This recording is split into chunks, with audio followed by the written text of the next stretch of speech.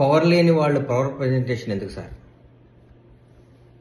మాట్లాడితే గత పాలకులు ఎన్నిసార్లు మాట్లాడతారో ఆ మాటకు కూడా విసిగి వేసారిపోతుంది. గత 10 సంవత్సరాల నుంచి మేము ఏం చేసాం చెప్పండి. గత 10 సంవత్సరాల నుంచి మేము ఈ రాష్ట్రాన్ని ఏం అభివృద్ధి చేసాం చెప్పండి.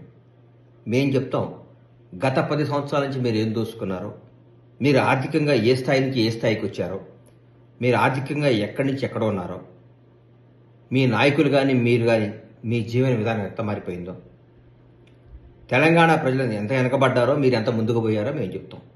చెప్పాం కాబట్టే జనం నమ్మారు, కాబట్టే నిజాన్ని తీసుకున్నారు, కాబట్టి మాకు అధికారం చేపట్టారు.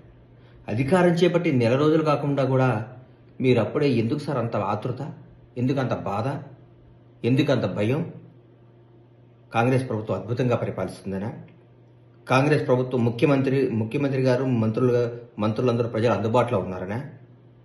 అనుక్షణం అందరికీ న్యాయం చేస్తున్నారనా? ప్రజలందరూ సుఖ సంతోషాలతో కళకళలాడుతున్నారనా? ఎందుకు మళ్ళీ లేనిపోయిన మీ ఎన్ని? ఆగండి, వెయిట్ చేయండి, టైం ఇవ్వండి, అద్భుతంగా చేస్తాం. 20 గంటల పనిచేసే ప్రభుత్వం వచ్చింది రోజుకి. అందుబాటులో ఉండే ముఖ్యమంత్రి గారు వచ్చారు, ప్రజల మనసులో ఉండే మంత్రులు వచ్చారు. రాష్ట్రం ఎక్కడికో దూసుకుపోవడానికి సంసిద్ధంగా ఉంది.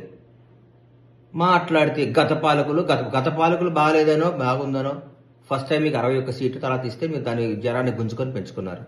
ఇంకెన్నిసార్లు చేస్తారు? ఇది ఎట్లా చేస్తారు? ధర్మం ఉండాలి కదా, న్యాయం ఉండాలి కదా.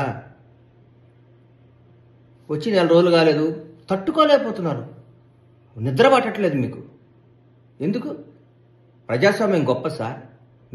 మీరు బాగా చేయలేదు, మాకు అధికారం ఇచ్చారు, మళ్ళీ 5 ఏళ్ల తర్వాత మా తీర్పు చేసి మళ్ళీ మాకు ఇస్తారు. మళ్ళా ఒకవేళ ఇవాళ కూడా చెప్తున్నాం, మేము తప్పు చేస్తే జనం మమ్మల్ని శిక్షిస్తారు, కానీ ఆ పరిస్థితి రానియం మేము.